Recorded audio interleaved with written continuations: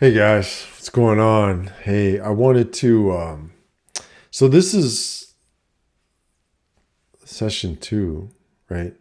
And I wanted to follow up from the first session that I talked about. That was kind of an introduction to me and kind of giving you just a little bit of background on the red and blue pills and that sort of thing. I just kind of want to let you know where I was coming from and the reason for the channel and that sort of thing.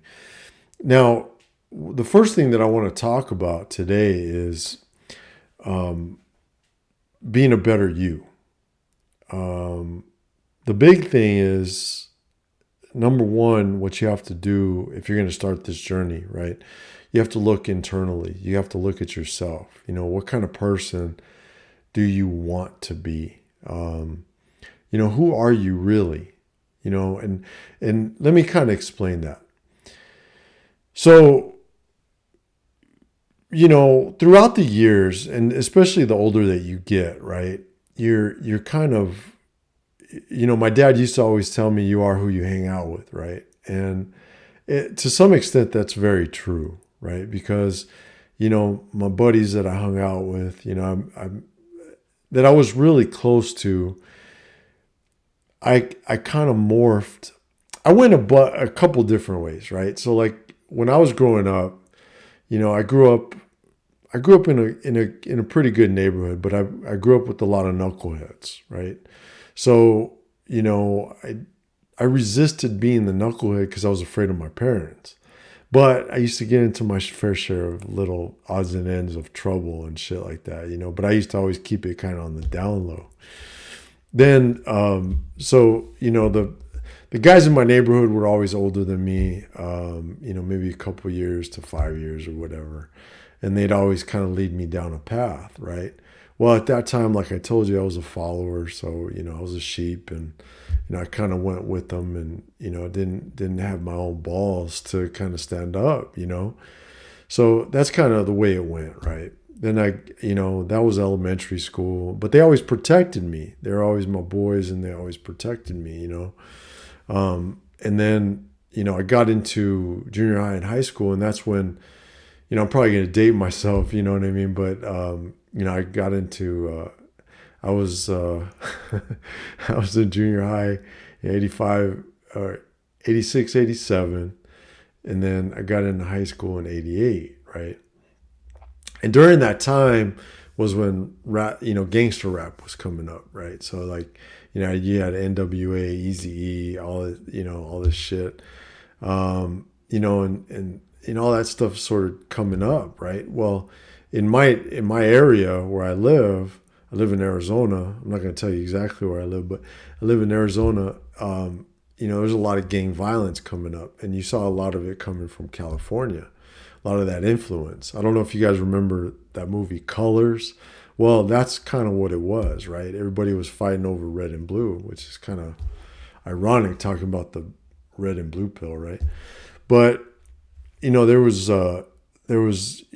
color wars, right? Red and blue, and there were blood and crip, and that sort of thing. So that was throughout the area that I grew up in. I grew up in an area that I would go to parties and I didn't know if I was going to come home that night. That's how dangerous that shit was, right? Or people would just fight you because you were wearing the wrong color, or because you mad dogged them and you gave them a dirty look or some shit like that. So I grew up in an era where you had to fight. You had to be able to defend yourself. You had to be able to stick up for yourself. So that's kind of the environment that I grew in. When I was a kid, when I was in elementary school, I got into one fight. I beat the shit out of this kid because he said something about my mom, and that's how I got props in the neighborhood because they heard that I kicked the shit out of this guy, and everybody was cool with me after that, and they kind of took me under their wing. I'm not a fighter, man. I'm just not that way. You know what I mean? I have a real chill disposition. I don't think you need to be like that, right? That's more alpha. That's more on the alpha side, like I talked about in my last video, right? And then, when I was in junior high and high school, Bloods and Crips came up. I was always going to parties where there was always a shooting or something like that. It was just normal, and then when I got into college, and there was drugs. Not to mention there was fucking shitload of drugs everywhere, man. It seemed like everybody in their nana was a drug dealer. Had nice ass ride. I mean, I was in high school. People driving fixed up Jeeps, lifted, all this shit, booming sound systems. I mean, just slanging, man, just crazy, right? So, I didn't do any of that stuff in high school. I dabbled a little bit into it. I made a little bit of money, but when I was in college, but I made money to fund my college because my parents couldn't give me money for college. So I paid my college tuition with it. And you know what I mean? I saw it as a means to an end. I didn't see it as a career where all these other cats saw them as a career, and half of them aren't even alive anymore, right?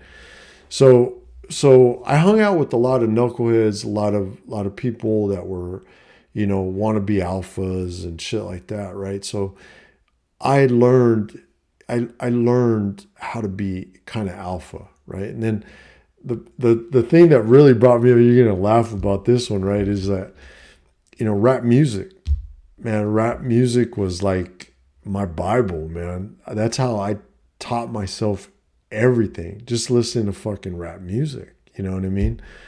And about gang violence, about how to function in that particular era, even how to date.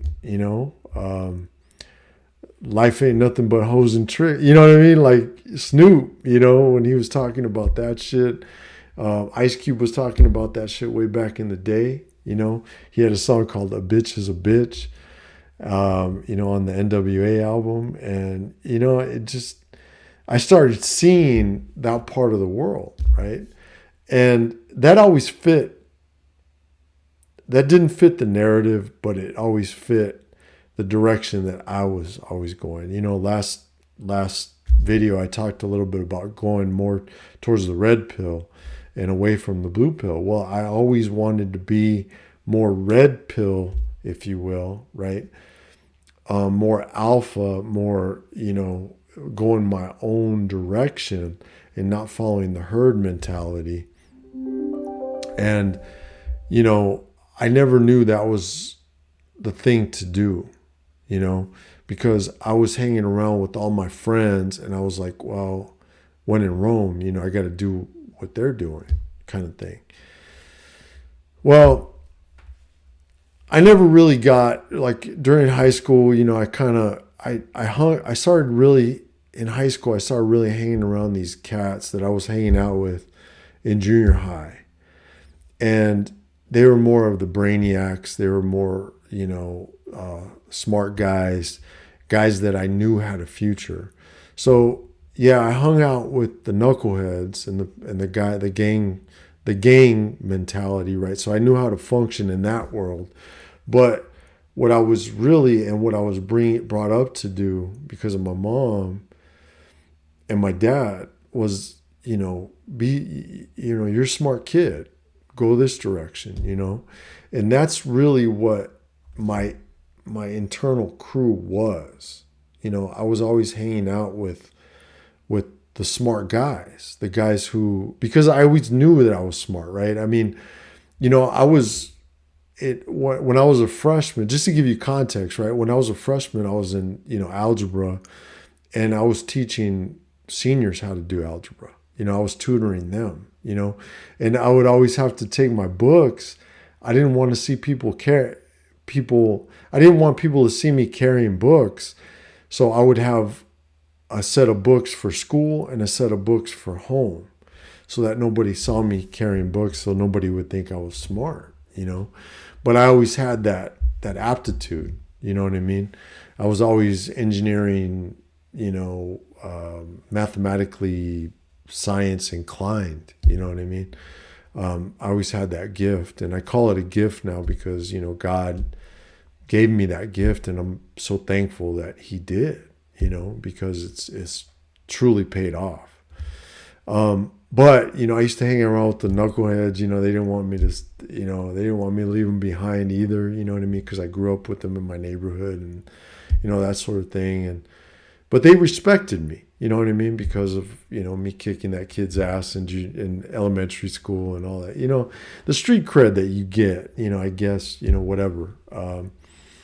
So when I graduated from high school, a lot of my friends went their own way, and it's just normal high school shit. You know what I mean? Your relationships go through, they run their course, and then you move on, kind of thing, right? Well, everybody else fell off, and one guy stayed with me. He's my compadre, he's my best friend till now. When I say compadre, I'm her kid's godfather. So, him and I would kind of run together, and then this other dude who kind of disappeared. He was a football player. I was a football player. I played ball. I did all that stuff, and that's really what kept me out of trouble. Right, was playing sports. I played baseball. I played football. I was really big into that. So I wrestled. So I was really big into sports, and that's what really kept me out of diving into the trouble aspect of it, because I wanted to stay legit. And my mom too, what I mean? My mom was a big deal. My dad used to just beat the shit out of me, you know what I mean? But, it worked out, it worked out. So then when I graduated from high school, I was hanging around with the same guys. Everybody kind of fell off. But I hung out with two of my best buddies, and we go to parties, we go hang out. And that's when, drugs and, Bloods and Crips and all that shit was at its height, man. I mean, it was dangerous going out, man. I mean, I remember, I couldn't tell you a party that I went to where there wasn't a shooting or somebody got shot or some kind of incident happened, or the cops showed up or whatever the case may be, so it was a dangerous environment, but, I always stayed my course, I always had a good time. I always had fun. I was dating a lot of girls, just hanging with my buddies, man. You know what I mean? And it was all good. We'd work hard on the weekdays and study and pass our tests and do all that we needed to. We had goals set. I didn't have to hide my books anymore when I was in college.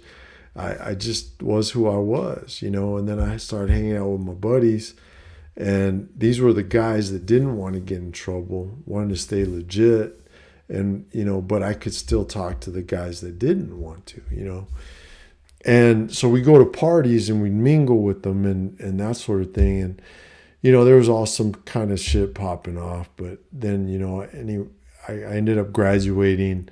When I got out of school, I got a job, a sales job. I'm not a salesman. I fucking hate that shit. Ended up getting my MBA, Master's in Business Administration. And, at the age of 26, and then I got a job teaching at the local Pima College. I was a professor for about 8 years. And then when I graduated with my MBA, 60% of all MBAs were out of work, and that's when I started really breaking off towards my friends. I mean, I was still hanging around with those two guys that I told you about because they were my best friends. They're still my best friends to this day. One of them passed away from cirrhosis, but the other one lives in Phoenix, and he's still my best friend. And, so, everybody kind of fell off. And, when he moved to Phoenix, when my best friend moved to Phoenix, and, I still had the other one here, he was still alive at the time, and, we would hang out, we'd have fun, that sort of thing. And I'd run into a lot of guys that would kind of drop off and this and that. But nobody had the loyalty that these two guys had to me, you know what I mean? Nor I towards them. You know, it was always, you know, they were like my brothers, you know, and no matter what popped off, we had each other's back. Like, you know, I'll never understand going to a party, and I hear about it nowadays, right? You go to a party, you know, and your friends just leave you there. I never understood that because we always stuck together. I never went to a party without being in a group, you know, or having at least my two boys with me, you know. So, so it was kind of like that, you know. It was the big thing was that, you know, we all stayed together. We were all loyal to one another, you know. Even when it came to women, you know, I remember my boy up in Phoenix, who's still alive. He was an asshole to women, man. You know, what you guys would probably consider an asshole. And that's why I say, you know, he's my boy. So he wasn't I didn't think he was an asshole. I just thought he was doing what he did. He was being a player. He said, fuck it. You know what I mean? I did the exact same thing. I mean, we would run through girls at that particular time. It was just a matter of moving around and staying, you know, finding what we wanted. That's the way I used it, right? And I think he did the exact same thing. I never really sat and talked to him about it, but, you know, I was always moving around. I did get tied up with a woman, you know, at the age of like 19, 20, 21, you know, in that 21 range, where I was kind of locked down and I thought I wanted to get married and all that shit. And I realized, man, she ended up cheating on me with the guy that I was playing softball with, you know, and I just said, fuck it, you know, and that kind of hurt me, you know what I mean, a little bit. Then I was really going to get married when I was 28. You know, I got with someone, you know, I thought she was my ideal at that particular time. She was, but yeah, I wasn't happy with the relationship because I had to give myself up, who I really wanted to be with her, you know? And that's the big thing, guys. And that's kind of where I'm going with this whole story is you know, in my personal life, you know, the way I grew up, I was following my guys in high school. I was following my boys in college and doing that sort of thing. Where I really broke off is when I went to college and my buddy moved away to Scottsdale, and you know, one of my best friends was still here, but you know, I'd kind of do my own thing, you know what I mean? But when it came to relationships, I would let the woman drive the relationship because that was my example growing up, right? My uncles, my dad, everybody would just let the woman run the show. And deep down inside, that never felt good. I didn't feel right doing it. So I never could, I don't know, I just got out. I just said, whoa, wait a minute. This is too much. I don't want to do that. And there was a couple instances where, I mean, she basically cut my balls off, put them on the fucking shelf and said, you can only look at them when I say to look at them. And I was like, nah, you know what? Fuck that, man. I'm out. And I told her, I said, you know, and she had diminished me so much. She had worn me down to a fucking nub. My confidence was in the toilet. And that's not the way you want to live, you know, especially in your 20s, guys. You want to be moving around, dating a bunch of individuals. Be honest with all of them. Just say, hey, look, I'm not looking for anything. I'm looking just to have fun or whatever. You know, you're going to get some crazy chicks. You're going to get, you know, you're going to get a whole gamut. You know what I mean? But always be honest.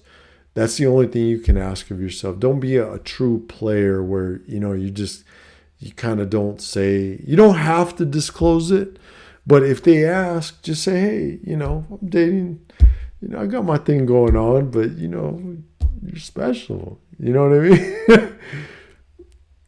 I'm just saying, you know what I mean? But be honest with them, but tell them in a loving way. You know what I mean? so that you don't get your tires slashed and you don't get the negative repercussions. You know what I mean? You gotta really watch out on that shit, right? But the thing was, when I was in those types of relationships, and even some of my friends later on, I let them, I remember past 28, the people that I was hanging out with were telling me, what's wrong with you, man? And they started getting in my head.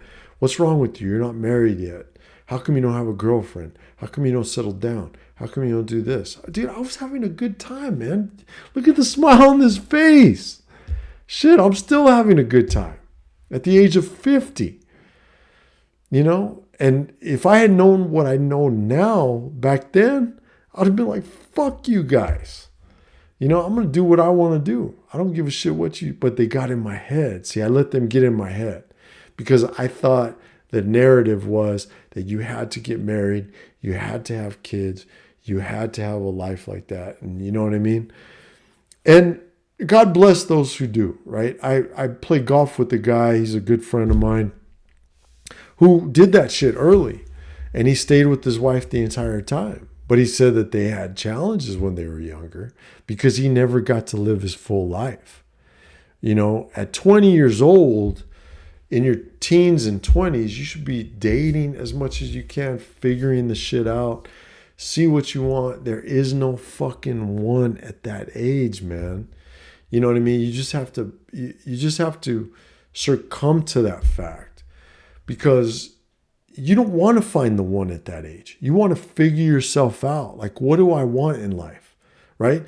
You have to have a plan for your life and then set up your life to execute to that plan. You know what I mean? Be who you want to be. If you want to sit around playing video games and not interact with any women, own that shit. That's all I'm saying. You're not going to get anywhere with the female species, but if that's what you want, that's okay. There's absolutely nothing wrong with that.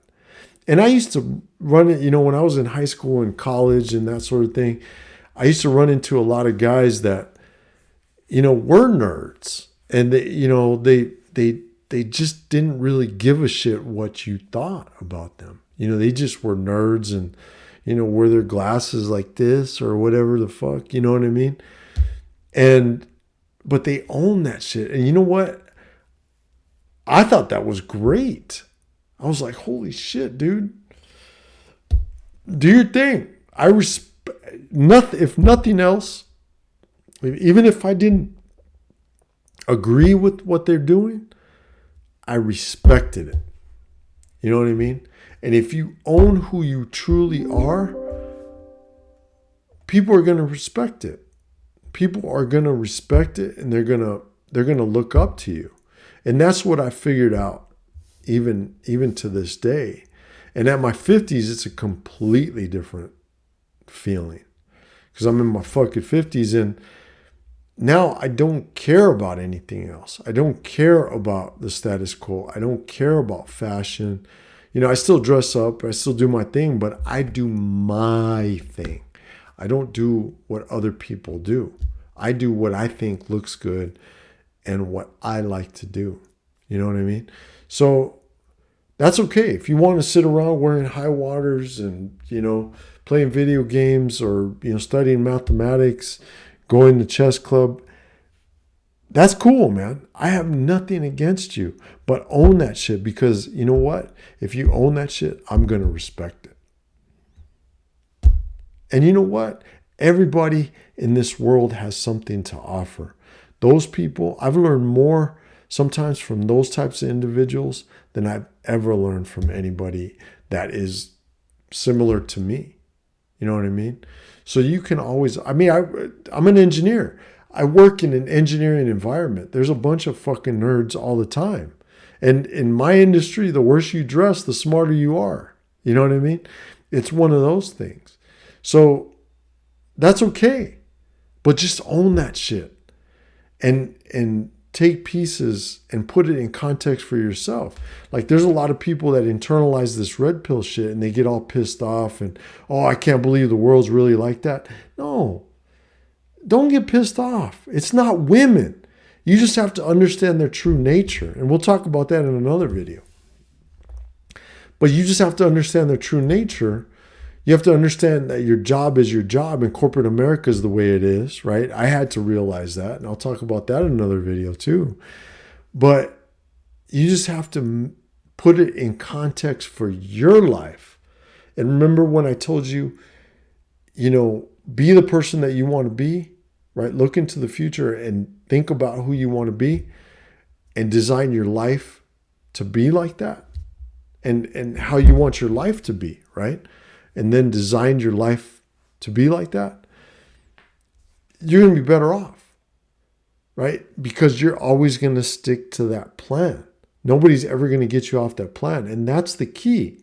If you stick to that plan and stay on that plan and nobody's knocking you off of that tightrope of what you call a plan, then people are going to respect you, And if they don't respect you, fuck them. You don't need them. You know what I mean?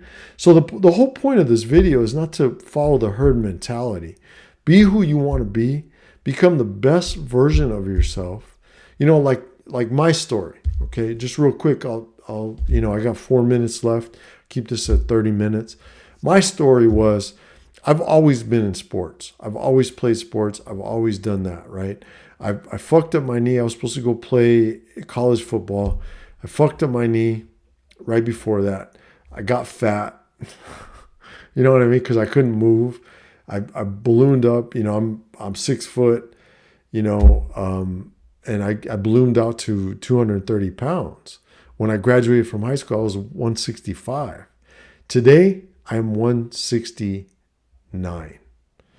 So, I ballooned up, I got back, and the red pill kind of taught me, I got to become the best version of myself. So during COVID, I hired a physique coach, got into shape, worked my ass off, and went from, at that time I was 200 pounds, lost all that weight. Now I'm at 169. I got all the way almost down to 162 at one point, So I'm very proud of that fact, and I feel fucking fantastic. I feel good.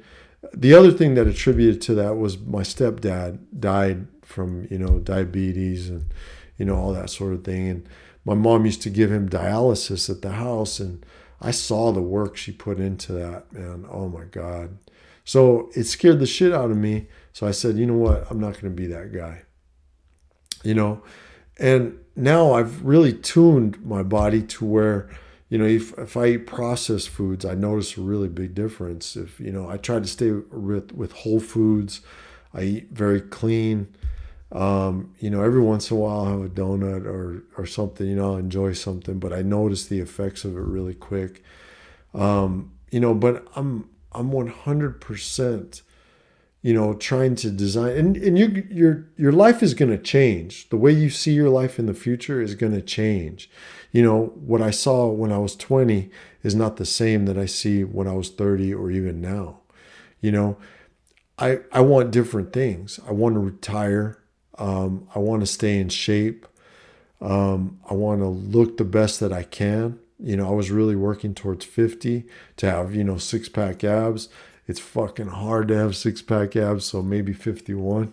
You know what I mean? And do it over time. I was trying to do it really quick, and that's hard. So, just little incremental goals that make your life so much better. But you should always be trying to improve every single day of your life. Become a better version of yourself. Own who you are. Become a better person. If you have to watch YouTube videos and figure out, what kind of person you want to be, become that person. Own it.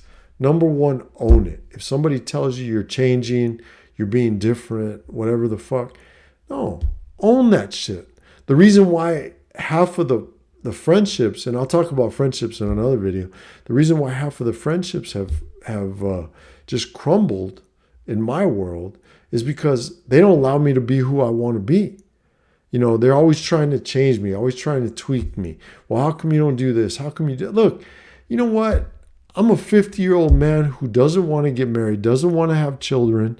You know, I got a bunch of fucking toys. I got a beautiful home that I just remodeled, you know, and I have no debt. You know what I mean? Except for my house. So fuck you guys. You know what I mean? As far as I'm concerned, I'm a genius compared to you guys. You know, look at the smile on this fucking face, man. Ear to ear, baby. You know, and that's the problem. Misery loves company, and there's a lot of people out there that are miserable as hell, and they want to pull you down with them. Don't be that guy. Don't be a follower. Be true to who you really are inside. And I don't care what that is, but be true to it. And I guarantee you it'll serve you dividends in the future. All right, guys, I'm going to let you go. I'm at 30 minutes. You guys have a great day, and we'll talk later. Peace.